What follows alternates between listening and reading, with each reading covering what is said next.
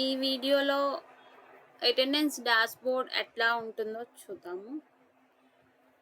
First application open చేసుకోవాలి. Once open చేసుకున్నాక attendance drop down bar open చేసి ఇక్కడ అటెండెన్స్ డాష్‌బోర్డ్ కనిపిస్తుంది కదా! దీని మీద క్లిక్ చేయాలి. క్లిక్ చేయగానే మనకిట్లా ఒక పేజ్ వస్తుందనమాట. ఇక్కడ చూడండి స్టూడెంట్స్ ఎంతమంది ఉన్నారు, ఎంతమంది యాక్టివ్‌లో ఉన్నారు, ఎంతమంది ఇన్‌యాక్టివ్‌లో ఉన్నారు, టుడే అటెండెన్స్ పర్సెంటేజ్ ఎంత, వీక్లీ ఎంత, మంత్లీ ఎంత, ఓవరాల్ ఎంత అని ఇక్కడ చూపిస్తుంది. అట్లాగే టీచర్స్ కూడా total count, active count, inactive అయిన వాళ్ళు, టుడే పర్సెంటేజ్, అటెండెన్స్, వీక్ ఎంత అటెండెన్స్ పర్సెంటేజ్, మంత్, ఓవరాల్ ఇక్కడ చూపిస్తుందండి. ఈ విధంగా అనమాట. ఇదేంటి అంటే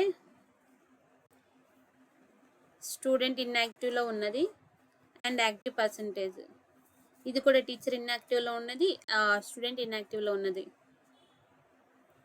ఇది ఓన్లీ స్టూడెంట్ అటెండెన్స్ పర్సెంటేజ్ అనమాట. టుడేది, ఓవరాల్ది ఇవి మొత్తం మీ గ్రాఫ్లో చూపించారు. అండ్ టీచర్స్ కూడా same. Student attendance by standard, ఇక్కడ ఏంటంటే స్టాండర్డ్ వైజ్ అటెండెన్స్ అనమాట. స్టూడెంట్స్ది మంత్ చూడొచ్చు, టుడేది చూడొచ్చు, వీక్లో చూడొచ్చు, ఓవరాల్ చూడొచ్చు.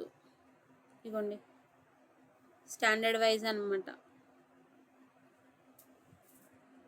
అండ్ టీచర్స్ది కూడా today, week, month, overall department wise చూడొచ్చు. ఇక్కడ ఇంగ్లీష్లో ఎంతమంది టీచర్స్ ఈరోజు ప్రెజెంట్ అయ్యారు, సైన్స్లో ఎంతమంది, అట్లా అనమాట.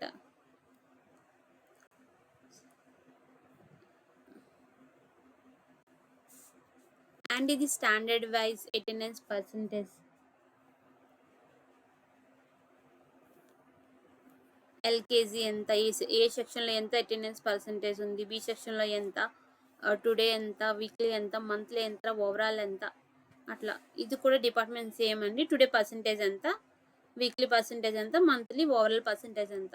ఈ విధంగా మనం అటెండెన్స్ పర్సెంటేజ్ అనేది చూసుకోవచ్చు అనమాట.